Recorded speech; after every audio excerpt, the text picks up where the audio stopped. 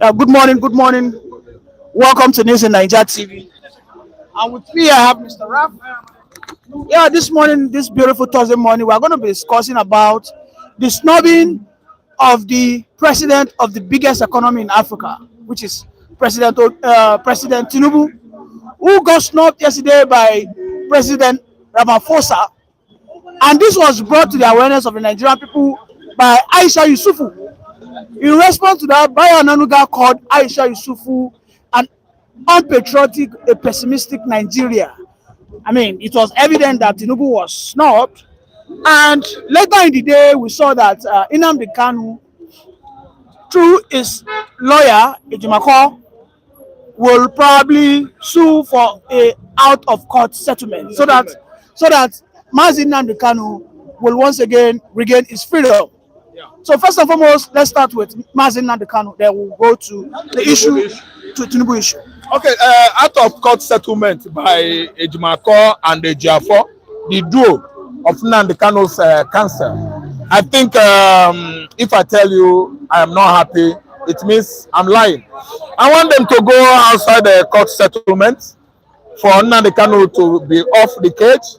I will assure you that Nnamdi Kanu was jailed since June 2021.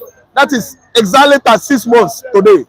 This month makes it 36 months Nnamdi Kanu was in castration. So what I'm trying to say is that there are many ways to settle outside the court if you're involved or if you're accused of a particular treasonable felony or non-treasonable.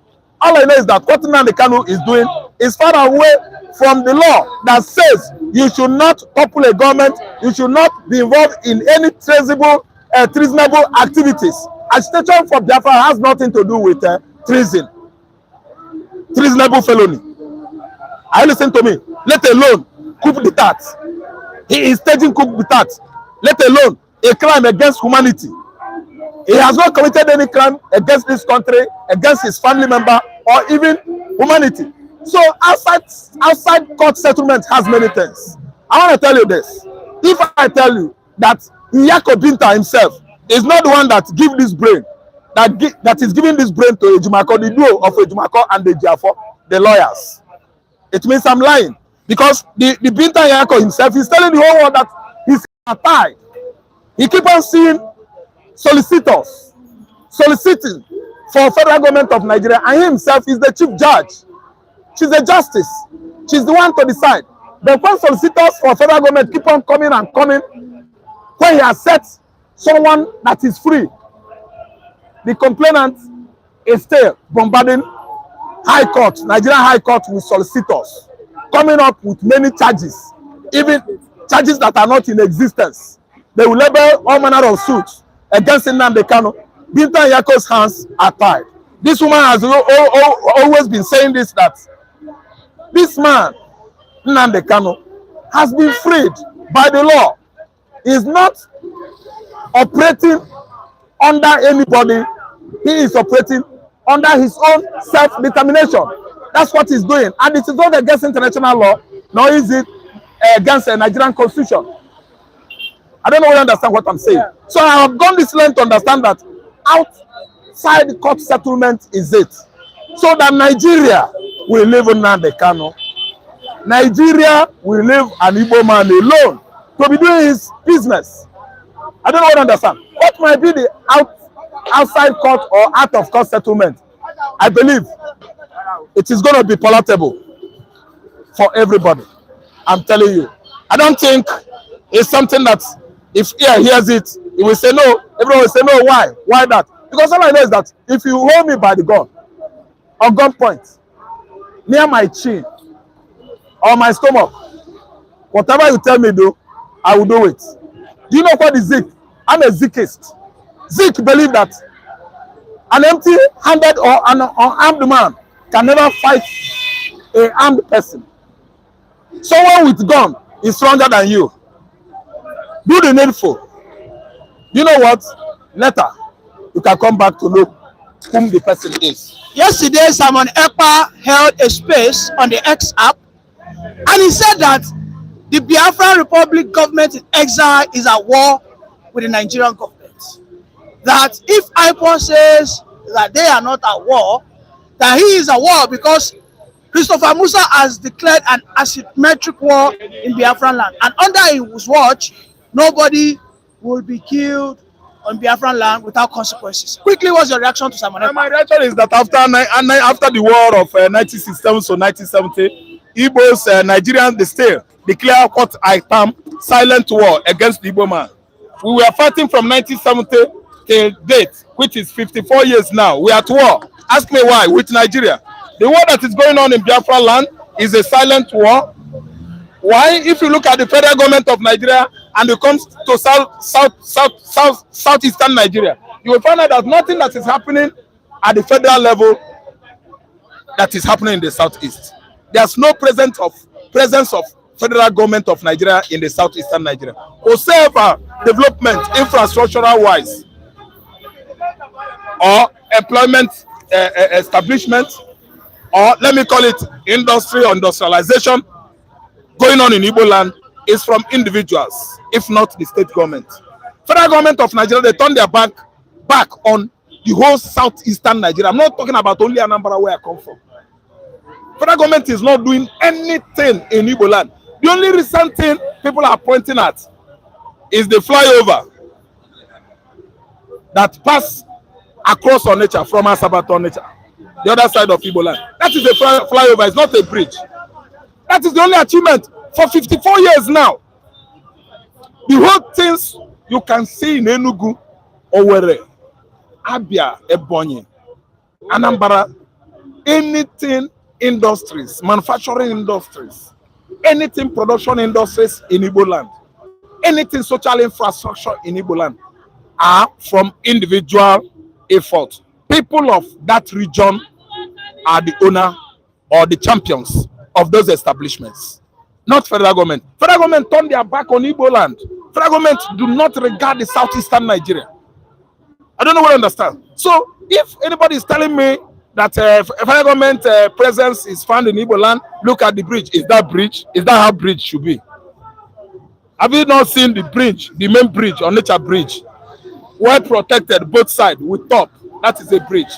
Mr. Raphael, bridge you saw is express. Mr. Raphael, I would disagree because under Buhari, we saw how the Nnamdi Kanu airport was renovated. A lot of infrastructure were built. Nnamdi Kanu airport is Nnamdi Kanu airport in Abuja.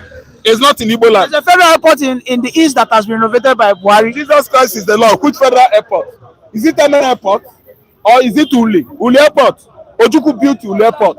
Which airport in Igbo land that was erected or constructed by Nigerian government? Is it Emene? Emene was there before the war. In fact, Emene was there, I think, after the war now. That should be 1970s. They built or constructed Emene airport. The only airport we have in Igbo land then was the one built by Ojukwu regime. That was Uli airport. We don't have anything from Nigeria. Hotel Presidential is owned by Anambra State. Ikenga Hotel in Nsukka is owned by Anambra State. Bolingo Hotel in Onitsha. These are some of the hotels that are generating what revenue for the states. Tell me, is there any hotel in Owerri that is generating money for Imo State that was built by federal government of Nigeria? What is it? Is it coal? Coal mining, there is no working. The coal had even is in operation now. I will say that we are generating money from there. Federal government, they left Coal City Enugu. The equipment there has rotten, deteriorated to irreversible level. So, is there anything that is giving federal government money whereby you know or you think that region should benefit a certain percentage going on in Igbo land? No. Okay, farm produce. Are we farming again? Where is the farm settlement? Is it a Marian farm settlement of 19 Kili? How many years ago? Is it farm settlement? Where? Palm oil mill, production factory or industry. Is it working again? Palm oil mill you will see now is River State or Hajebama. Some area in Owerri. Owned by individuals, not federal government. They abandoned Igbo land, thinking that we will die of hunger. The more you suppress us, punish us, abandon us, the more fat we grow. Oga, we are made by ourselves. Let's talk about Tinubu in South Africa. How he was snubbed yesterday. Tinubu was, snubbed by Ramaphosa. Cyril Ramaphosa himself. I don't know what's wrong with him. He invited Tinubu. Tinubu honored him, his invitation. He was there, and they want to show himself as the biggest Africa economy hub. He was dancing and dancing and walking majestically.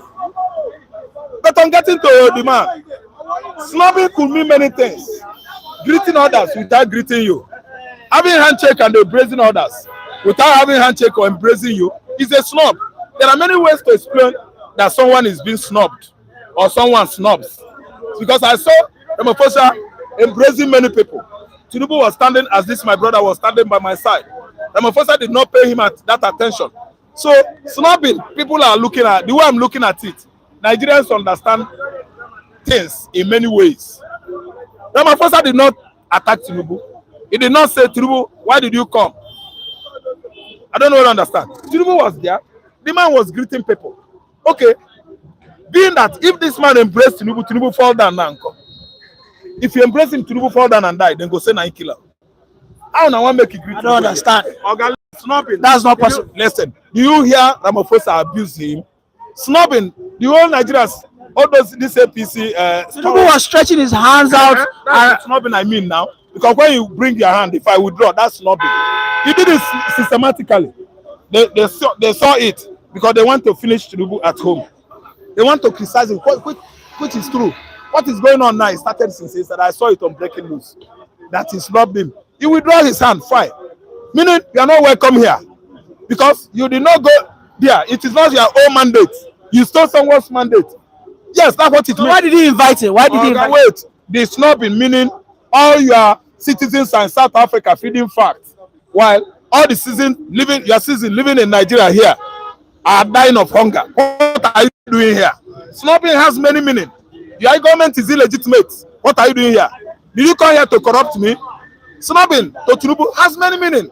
You are enjoying in this green economy. I mean, you come with many millions of naira to go and tell them story that you spent 10 trillion coming to Southern Africa. I don't want to. So, you know what it means? That withdrawing of hands, it has many meaning.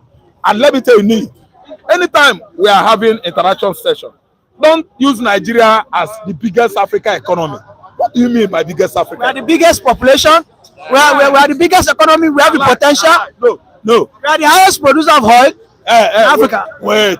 If you allow me to disseminate my information to the world, I will always be honest with you. Don't tell the world that we are the biggest economy. Listen and listen good. Angola started being biggest economy since 2021 in Africa. Virtually all investors that want to invest on oil, crude, as of 2020-21, they targeted only Angola. Billions of dollars were invested there. Nigerian investors were scared. They ran away. People that are coming to invest in Nigeria, Buhari administration scared all of them away. Angola embraced them. Angola become hijack that glory. The biggest African economy, as I'm talking to you, is Angola. If you say it's a lie, call Sheyi Makinde of Oyo State and ask him. He invested a lot in Angola. Sheyi has all he was in Angola. As a businessman, not as a governor. Don't quote me wrong that Sheyi is stealing any money in Oyo State. No. Sheyi is using even his money to pay salary. He knows what I'm talking. Sheyi Makinde. He declared his asset before becoming governor of Oyo State. It's too okay. That Sheyi Makinde was over $9 billion. He knows much about Angola, which Nigeria, biggest economy. How much do you buy corn this morning? How much did they sell this corn? I discover you. I know they chop corn again. You know they chop corn again. See, let me tell you. Begin to eat corn now. The biggest Africa economy. Angola, Southern Africa, Egypt, and rest of the good countries we have in Nigeria. Do you know that if you look at the way Ghana economy is thriving about, you will find out that Ghana is even better than Nigeria. We judge you by your grand national product, GNDP, development product, or whatever they call it. I think understand. So that is how they check how good your economy is. It is not when you start, they tell people, say, my economy is the biggest. Yes, you'll be dancing in the reception room. After you fell down at the inauguration with a Democracy Day. presidential van on the democracy day. Now you go and dance. You will tell the whole world that you the ballet. All these lies cannot help us. Oga Tinubu went to South Africa. Ramaphosa did what? Rejected him. He didn't want him to be there. Ramaphosa, he doesn't want pretending. Pretense, the man doesn't want it. Okay, thank you very much for that wonderful submission, Mr. Raphael. Yes, if you're just joining us, kindly like and share and subscribe to our channel. Yeah, this morning we've come to the end of the program. Please kindly join us again once again tomorrow. Bye for now.